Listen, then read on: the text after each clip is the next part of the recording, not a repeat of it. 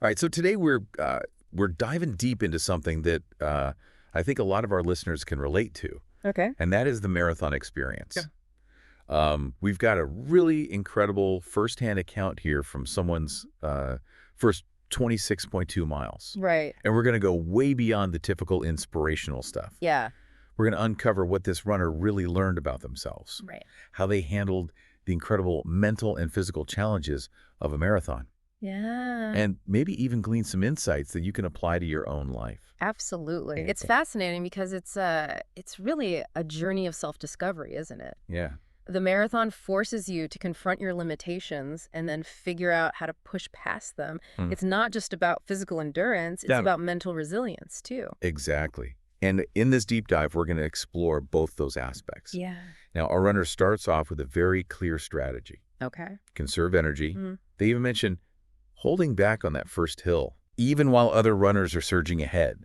Oh, wow. Have you ever experienced that temptation to just go all out at the start? Oh, absolutely. Especially in a race atmosphere, there's this contagious energy, that can make you throw your plan out the window. Right. But this runner's restraint really impressed me. Yeah. It suggests a deep understanding that a marathon is a game of pacing, Mm-hmm. not sprinting. Yeah, it's interesting because I've heard from so many marathoners Yeah, that their biggest regret is going out too fast. right. It's like the excitement of the moment just Yeah.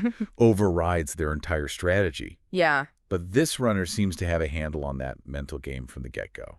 right. And that early discipline likely played a huge role in their ability to manage the later stages of the race, Yeah. Especially when things get tough. Speaking of tough, they do mention knee pain cropping up around the 20K mark. Oh, It's almost like foreshadowing okay. of the struggles to come. Right. When you're coaching runners, what kind of advice do you give about managing early warning signs like that? Well, first, it's crucial to understand that some discomfort is normal, especially as you're pushing your limits. Right, But persistent or increasing pain should never be ignored. right. Early knee pain in particular can be a red flag in a marathon. It's often a sign of overuse or improper form. Right. What I always tell runners is to listen to their bodies Okay. and not be afraid to adjust their pace or even walk if needed. That makes so much sense.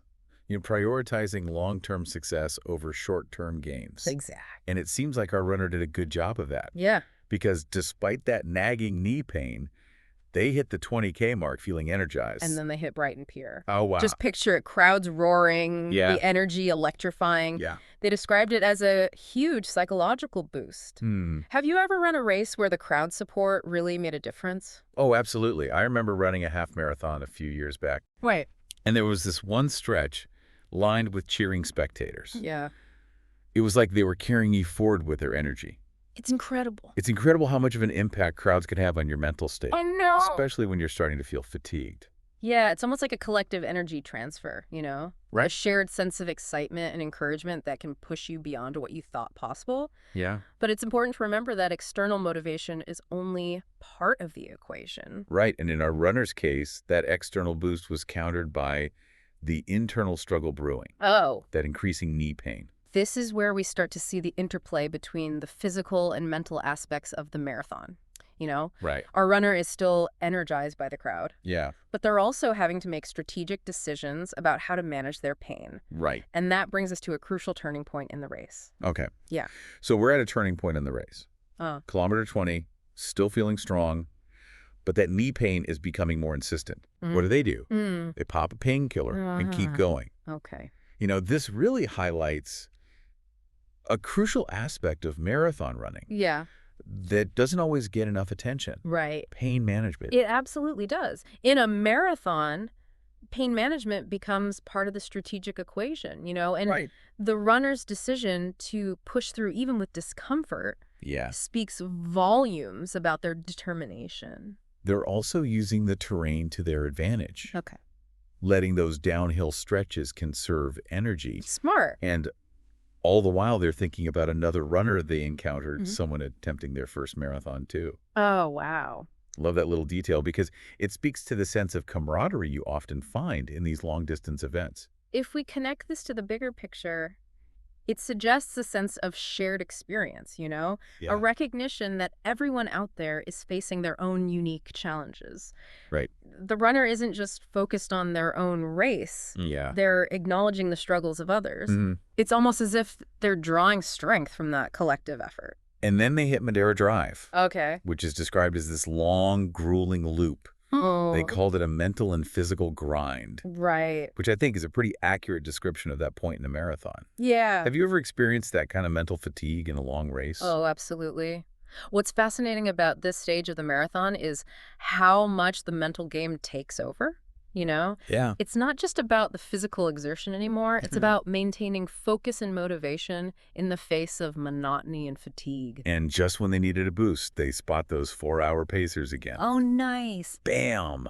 A surge of motivation to stay ahead. Right. What is it about chasing a time goal Yeah. that can provide that extra push? Well, for some runners, it's about the pursuit of a personal best, Mm-hmm. pushing their limits and seeing what they're capable of. Right.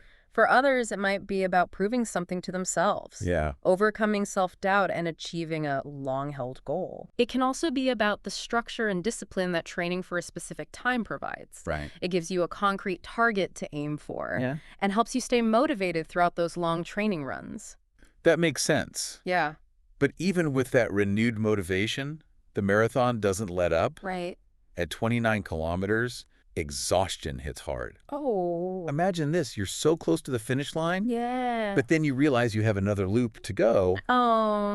What a mental blow. The marathon is notorious for its psychological challenges, and Ah. this moment perfectly exemplifies that. Yeah. The proximity to the finish, coupled with the realization of another grueling loop, Yeah. can be incredibly demoralizing. Okay. It's like hitting a wall, both Mhm. physically and mentally.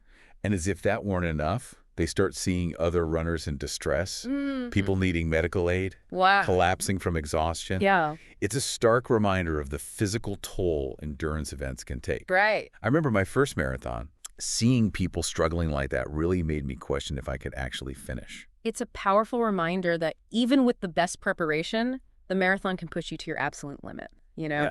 These visual cues highlight the fine line between pushing boundaries and risking one's health. It's interesting because even amidst this intense struggle, Yeah. our runner has to make a pit stop. Okay. They need a bathroom break. Oh, gosh. Like, on, on top of everything else, they're searching for a restroom.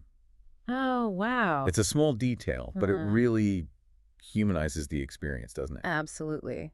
It underscores that even when striving for a remarkable physical achievement, basic bodily needs persist. Right. It's a reminder that we're all human, even when we're pushing ourselves to superhuman feats. So they press on, Okay. hitting kilometer 30, All right. Yeah. and they're running through these charming little streets, Yeah.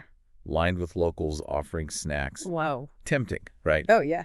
But they resist, Okay. knowing that fueling at this point could mess with their rhythm. It's incredible how disciplined they are, I know. even when every fiber of their being is probably craving sugar and salt. A testament to their focus and discipline. Yeah. At this stage, it's about minimizing distractions and maintaining that mental lock on the goal. Right. Any deviation from the plan could have consequences. But the body has other plans.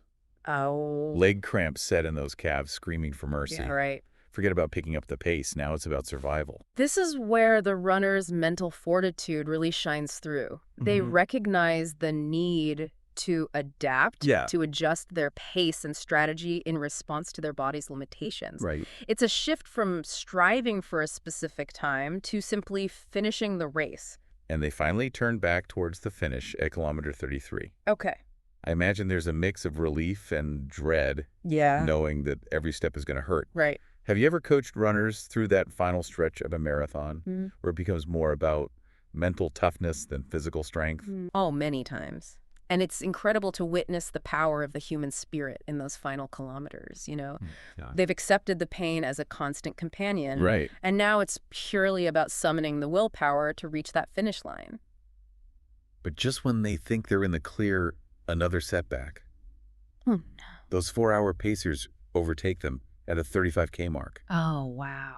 They try to hang on, Yeah. but those cramps have spread to their quads. Oh, gosh. It's a heartbreaking moment, isn't it? Yeah. To see that goal slipping away after all that effort. It's a reminder that even with the best preparation and the strongest will, the marathon can throw curveballs. Mm, The runner is physically capable, but their body is rebelling. right. This raises important questions about the limits of willpower and the importance of listening to your body's signals. They do manage to find a toilet, Okay. which offers some temporary relief, Right. but that sub-4-hour goal is definitely fading. Yeah. It's a tough pill to swallow. Absolutely.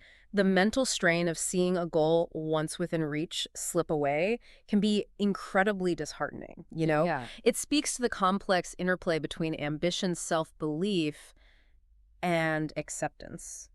And it's here, at their lowest point, that they think of David Goggins, Okay. the ultra-endurance athlete known for pushing through incredible pain. Right. It's amazing how our minds can draw strength from external sources, Yeah. even when our bodies are nearing depletion. It's a testament to the power of inspiration, the ability to tap into a reserve of mental strength that transcends physical limitations, you know? Right? David Goggins is a symbol of resilience and grit, and it's no wonder our runner drew strength from his example in their moment of need. Right. And with that renewed determination, they enter the final stretch of the race. So they're in the final stretch now, every muscle screaming, but they're driven by sheer willpower. Yeah. That finish line is in sight, and they're laser focused on getting there. Wow.